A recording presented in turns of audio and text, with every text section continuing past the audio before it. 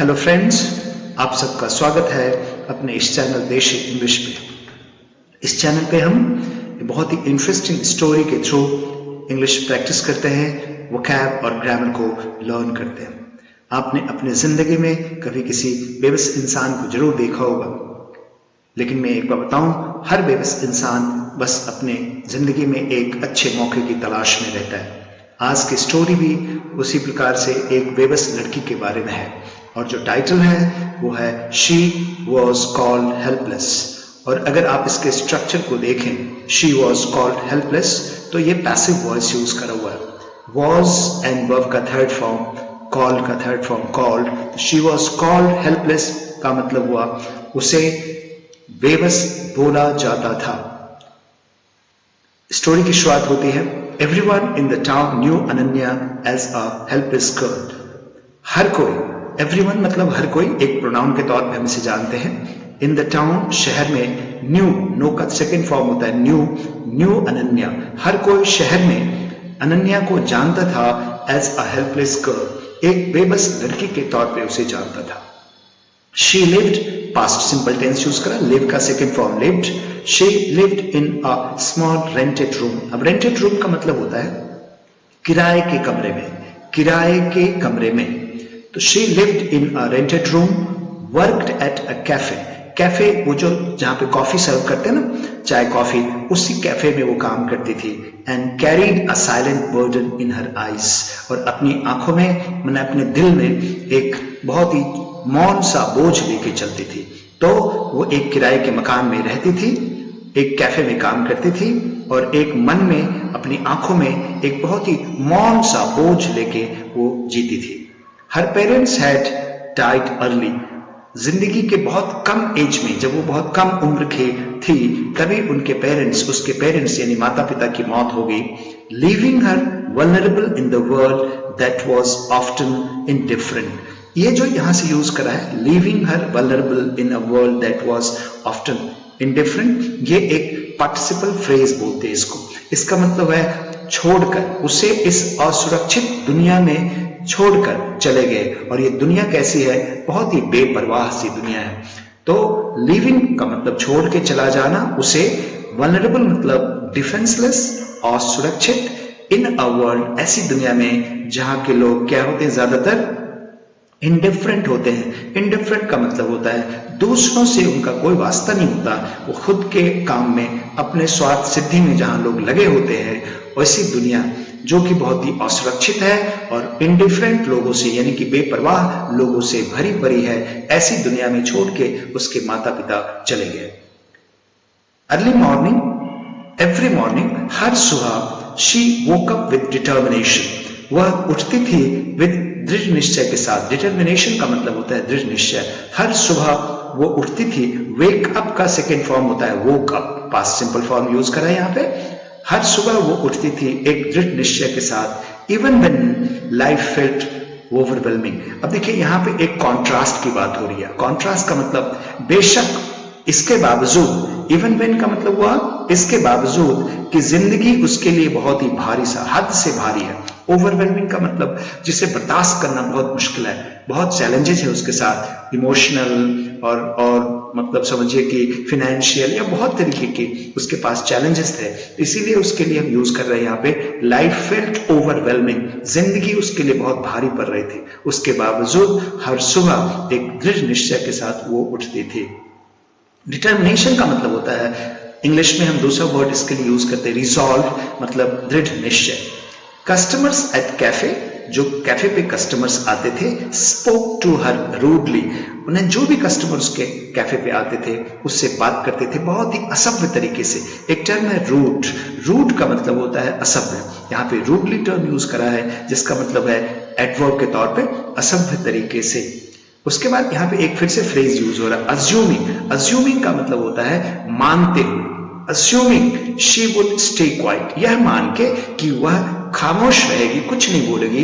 Customers जो उसके दुकान पे आते थे उससे असभ्य तरीके से बात करते थे। But silence was not weakness. अब यहाँ पे सब्जेक्ट के तौर पे जो यूज हुआ है सेंटेंस में, साइलेंस मतलब खामोशी। खामोशी वॉज नॉट वीकनेस, कमजोरी नहीं थी उसकी खामोशी, उसकी कमजोरी नहीं थी, इट वॉज हर स्ट्रेटजी, यह उसकी एक रणनीति थी। स्ट्रेटजी का मतलब होता है प्लान, योजना आप जिसको कहते हैं हिंदी में योजना या प्लान, रणनीति। किसी भी काम को करने के लिए जैसे हम रणनीति बनाते हैं, जैसे हमारा पाकिस्तान के साथ झगड़ा हो गया या चाइना के साथ झगड़ा हो गया तो हम रणनीति बनाते हैं, उसको हम कहते हैं स्ट्रेटजी बनाते हैं। या किसी काम को करने के लिए, जैसे आपको एग्जाम पास करना है, आप एग्जाम पास करने के लिए कैसे कैसे तैयारी करेंगे, उसके लिए आप स्ट्रेटजी बनाते हैं, उसको हम कहते हैं स्ट्रेटजी या रणनीति। वन इवनिंग, एक शाम, A man insulted her publicly. एक आदमी ने उसको इंसल्ट कर दिया सबके सामने, पब्लिकली मतलब पब्लिक में, एकदम पब्लिक, फुल पब्लिक व्यू में उसको इंसल्ट कर दिया सबके सामने। Trying to humiliate her, उसको अपमानित करने की कोशिश करते हुए एक इंसान ने उसकी बेइज्जती कर डाली सबके सामने। The cafe went quiet. जो कैफे जहां पे वो उसकी बेइज्जती उस इंसान ने अनन्या की करी, उसमें जो भी लोग वहां पे उस वक्त मौजूद थे सब के सब खामोश हो गए। Went quiet मतलब पूरी तरह से खामोश हो गया cafe. Ananya took a deep breath. Ananya ने एक गहरी सांस ली and spoke calmly, और बहुत ही शांतिपूर्ण तरीके से बोला, गहरी सांस लेके शांतिपूर्ण तरीके से बोला, लेकिन शांतिपूर्ण तरीके से बोला लेकिन फर्मली बोला। फर्मली मतलब दृढ़ता से बोला, मतलब शांत लेकिन दृढ़ता से उसने बोला। हर वर्ड्स वर सिंपल, उसके जो शब्द थे बहुत भारी भरकम नहीं थे, बहुत साधारण शब्द का वो इस्तेमाल कर रही थी। येट, फिर भी, येट का मतलब हुआ फिर भी, पावरफुल, बहुत ही शक्तिशाली शब्द थे। और इसकी वजह से, क्योंकि उसने कामली बोला मतलब शांति से बोला, और लेकिन दृढ़ता से बोला, उसके शब्द साधारण थे लेकिन बहुत शक्तिशाली थे, इसीलिए वो आदमी वहां से चला गया। द मैन लेफ्ट मतलब वो इंसान चला गया। एम्बैरेस्ड का मतलब शर्मिंदा फील करके, एम्बैरेस्ड करने का मतलब होता है पब्लिक में शर्मिंदगी फील करना। अगर कोई भी इंसान एम्बैरेस्ड फील करता है तो पब्लिक व्यू में सैकड़ों हजारों लोगों के बीच में उसकी बेइज्जती, उसकी शर्मिंदगी हो जाती है किसी बात पे, उसके लिए हम टर्म यूज करते हैं एम्बैरेस्ड। नेक्स्ट स्लाइड है at night Ananya look at herself. रात को अनन्या ने खुद को देखा। लुक एट हरसेल्फ मतलब स्वयं को देखा। इन द मिरर, शीशे में, घर पे गए तो शीशे में खुद को देखा। And felt a realization. Realization का मतलब किसी चीज को रियलाइज करने का एक्ट, किसी भी बात का एहसास करना। रियलाइज करना मतलब एहसास करना, रियलाइजेशन का मतलब हुआ एहसास। शीशे में खुद को उसने देखा और किसी बात का उसने एहसास करा। शी वॉज नॉट हेल्पलेस, और वो बात क्या थी जिस बात उसका एहसास हुआ कि वो बेबस नहीं है। शी वॉज नॉट हेल्पलेस, वो बेबस नहीं है। She was just underrated. Underrate करना एक होता है रेट की मतलब का मतलब तो आप जानते होंगे, कीमत जिसको हम कहते हैं। अंडररेट का मतलब होता है किसी के कीमत को कम आंकना। जैसे 50 रुपए की चीज को किसी ने 25 रुपए आंका, 40 रुपए आंका, उसको हम कहते हैं अंडररेट। उसने ये चीज को एहसास करा कि वो अनाथ नहीं, बेबस नहीं है, बस सिर्फ और सिर्फ उसे कम आंका जाता है लोगों के द्वारा, समाज के द्वारा। इस बात का एहसास उस रात को अनन्या को हुआ।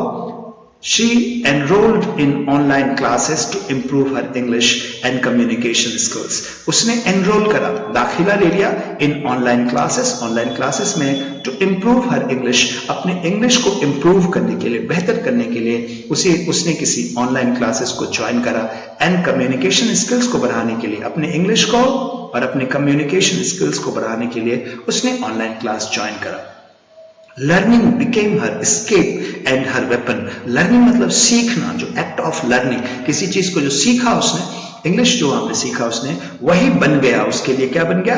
एक बचाव बन गया। escape मतलब बचाव, एंड हर वेपन मतलब हथियार। वही जो शिक्षा उसने स्कूल में इस ऑनलाइन क्लास ज्वाइन करने के बाद ली, वही उसका बचाव का काम करने लगा, और वही उसका क्या बन गया?